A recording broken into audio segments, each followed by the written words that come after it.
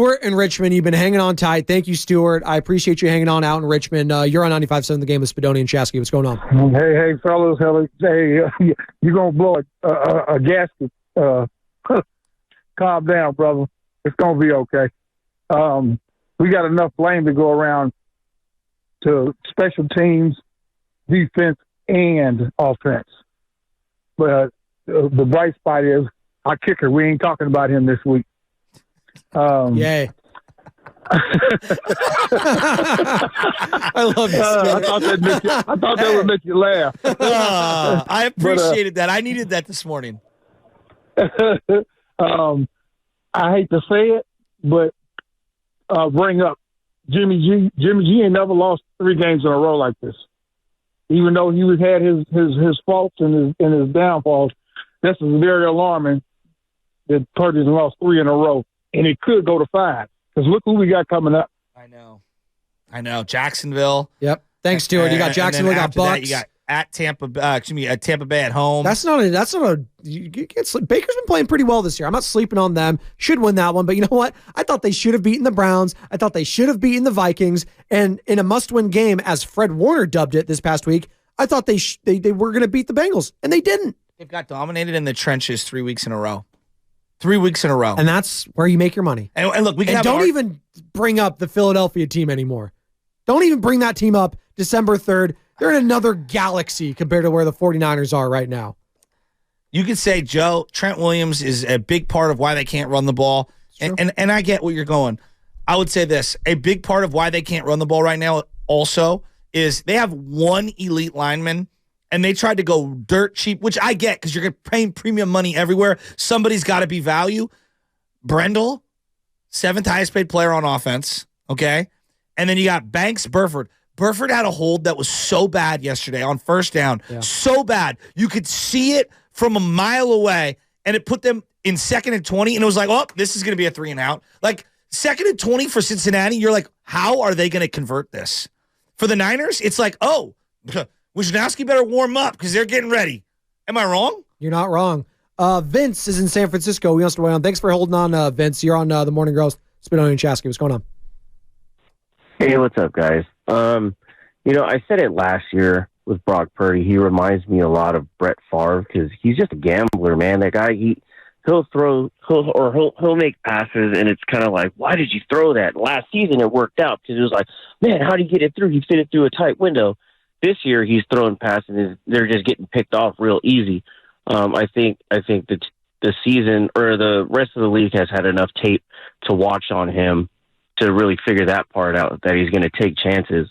But regarding the roughing the passer play against him, I mean, I've taken charges in basketball where my feet have gotten trapped under the other guy, and then I just, you fall flat on your back, you smack the back of your head on the ground, and I'm pretty sure he got up holding his head. I'm pretty sure it wasn't just trying to hear the play call. I think he might have had another concussion, and then he scrambles, gets the ball knocked out of his hands, and I don't know how much of this head trauma for the last 2 weeks now. Well, really, it's been a week. Well, yeah, a week or so. I think he's been concussed twice. I don't know if he should be in protocol. I don't know if he's going to play next game, but at least we have the bye week. I just wonder what you think of the head trauma. Hey, look, I'm worried. Thanks, Vince. No, I mean, he's had 3 horrible games, right? Let's just call it, yes, he played good for stretches at times, but if Tannehill had that same game the last 3 weeks, we'd be like, Tannehill sucks. If Jimmy G had the same games in the last couple of weeks, Jimmy would never be able to run like Purdy. No. But if he had the same games, we'd say, Jimmy sucks. It's okay. Purdy has sucked the last 3 weeks. Well, yeah, we're using the standard of what he showed in the first 5 games, which was MVP type of stuff. So we're going to only go off what we saw earlier in the season, and it doesn't even touch what he was doing in the first 5 weeks. But I would take it a step further and say this offense as a whole, it does not look like a $20 million coach offensively who's a genius and a play caller that everybody wants to slurp every single turn. This does not look like that. Just got extended too, by the way. That doesn't enrage me at all. I'm just telling But I know it pisses off a lot of people. It doesn't matter because you can fire anyone at any time. They fired Tom Sula with 5 years left. They fired contracts Chip Kelly. mean nothing to these guys. Exactly. Yeah. The whole extending him thing, irrelevant. It's irrelevant to me. But when you're paying a guy $20 million, he's supposed to have answers when I'm missing an all-pro or two. I'm sorry. You have to be able to score points. 30, 30, 30, 35, 42, and the last 3 weeks, 17, 17, 17. Not good enough. It's not good enough. It's just not. And it's hard for me to blame the defense solely. And they listen, there is a, what do you like to say, pie chart of culpability? Yes. There's a lot of slices of humble pie being served, and it's on everyone. And two was it Stewart and Richmond, except for Jake Moody. Congratulations, Jake Moody. You weren't awful yesterday. Congratulations. Outside of that, everyone needs to take a look at the mirror. If we could say that Steph Curry sucked in a playoff game, for example, most people, hey man, Game 7 against Cleveland, 5 minutes to go, he sucked. Yes, he was hurt with the knee, whatever. He was out there. He sucked. He had to wear it for a decade. He didn't have a great series against the Lakers last year, and they got eliminated. Clay had to wear it, too. It's Steph freaking Curry, and we have no problem saying, yeah, he sucked in that moment, right? Purdy has sucked the last 3 fourth quarters. He has sucked. It is what it is, guys. Like, I hate saying it. I'm still a huge Brock Purdy fan. I hope he can turn it around. I hope they give him the leeway. I hope he's not hurt. I am worried about his head. And whereas the game is violent, he is little. Balls are getting tipped at the line. He's getting cracked. He's running around for his life, throwing the ball all over the middle of the field. He has been reckless. That throw to Kittle that he had, it was a cute throw, and everybody liked it. Even Tony Romo was like, you got to be careful. You cannot consistently do that. And he thinks he can get away with it. And it's catching up. It is. 888-957-9570 is the number. Call or text on the Comcast Business Text line. Also hit us up on Twitch and YouTube.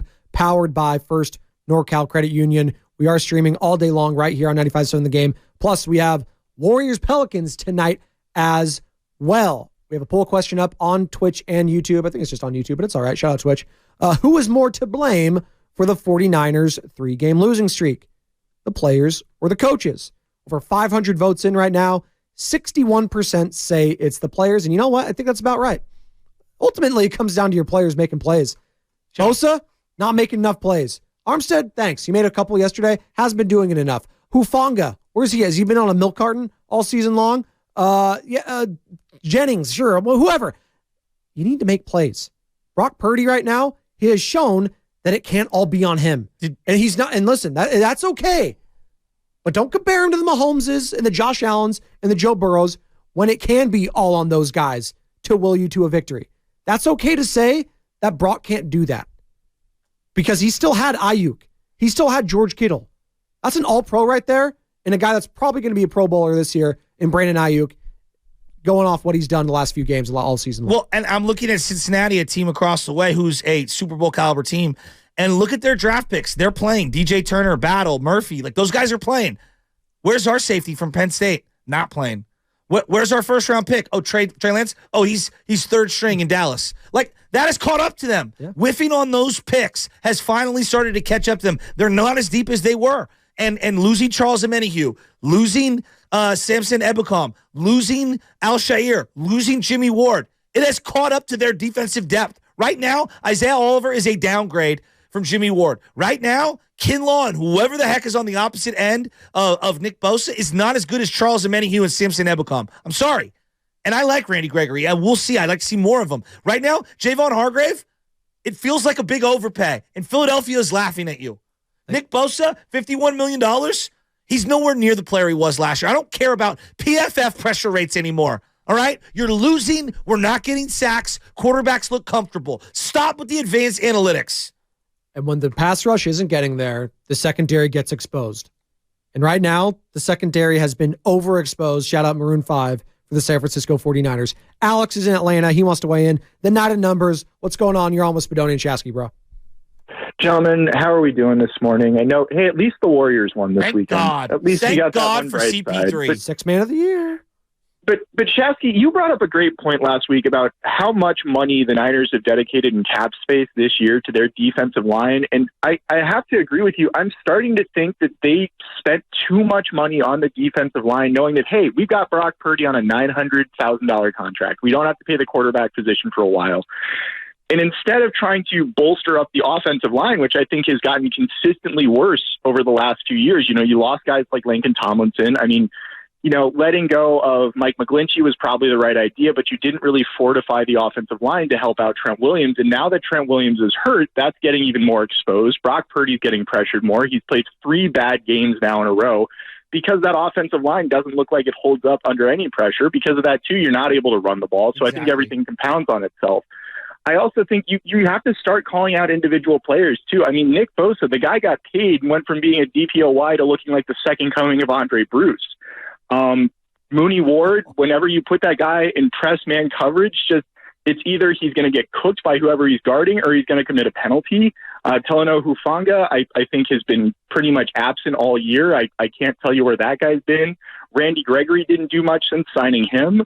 And our lack of wide receiver depth's kind of getting exposed. I know Debo's 100%. Hurt, but we don't really have a true third wide receiver to help out Brandon Ayuk, just like we don't have a true second tight end to help out George Kittle. And I think it's a case where everything seems to be going wrong all at once. And the last thing I want to ask you guys, because this is another point you brought up last week, the Shanahans have very little patience at the QB position. Well, for 7 years now, we've been asked to be patient with Kyle Shanahan while he looks for this team's next great franchise QB. How much more patience do we have to have with him? Because it keeps seeming like he's getting it wrong, whether it's been with Trey Lance, whether it's been with Jimmy Garoppolo, whether it's been with CJ Beathard. And I mean, I'm hoping it's not the case with Brock Purdy, but 3 straight bad games in a row, you're wondering, did Shanahan get this wrong again? I mean, it's a great point. I think Alex, everything's on the table. And regarding like money, it's not just this year, because this year, like, let me just go. Top 4 paid players on the team defense wise. Trent's the only guy on offense that's in the top 5. Bosa, Hargrave, Armstead, Ward. You can make an argument. All of them are bad deals right now. Been underwhelming. And I would have paid Bosa. Like, I freely admit, I would have gave Bosa the full bag. Yes. Bosa, has he been worth $51 million? No, not this season. Okay. How about Hargrave? No. How about Armstead? Well, he had a couple sacks yesterday. Oh, great. Fantastic. Finally. Glad that you finally had your first 2 sacks in the last 2 years. How about Charvarius Ward? No. Okay. Next year, they restructured a bunch of contracts to get the Bosa thing done. Next year, Debo makes $22 million. Trent makes 21. Fred gets 20, and I think Fred's worth it. Armstead gets 18 million. Bosa gets his 17 million. Hargrave gets 16. Randy Gregory is on the hook for 14, and Charvarius for 14. They've restructured some of these deals. What? Hello? Charvarius Ward for 14 again next year? Next year? It's not good. Randy Gregory, 14 next year? It's not good. They're in some trouble. They are in some trouble. And right now, what are the solutions to it? Like, I'm all ears for the solutions. Is it as simple as, you know what, getting rid of Steve Wilkes on defense? I don't think it's that simple. Well, again, someone who's at Stewart in Richmond, who's like, I think you got to get rid of Wilkes, you know, the guy's on the side. I was like, that's not going to change anything to me. If you just change schemes halfway through, or you go to, go get someone who was like D'Amico and Rob Salt. I was like, that's not doing anything for me. Can the average fan name one defensive player on either the Kansas City Chiefs, the Cincinnati Bengals, or the Buffalo Bills? Outside of Chris Jones, probably not. Greg Russo, shout out to you, right? Do you know what makes them Super Bowl contenders? Their quarterback. Yeah. Patrick Mahomes, Josh Allen. It's a revolving door of randomness on defense. And they've done a good job, Kansas City, of restocking their defense and making it better. But the point that I'm going to, and look, Von Miller's on Buffalo. He's a high-paid player. But like the point that I'm going to, all these teams are quarterback-driven. Except the Niners. They are player-driven. And when the players making premium money outside of quarterback are all failing, now you're asking the quarterback to bail you out. And that's just not, like, the whole point of Brock was, with 5 All-Pros on offense, all he has to do is just not mess it up. Well, now you're down a couple All-Pros, and he's messing up. He is messing up. And he's asked to do a lot right now, but you know what? Them the breaks. Like, if you want to be a Super Bowl winning team this season, you're getting compared to the likes of Tom Brady and Joe Montana. Well, you got to act like them in these kind of games.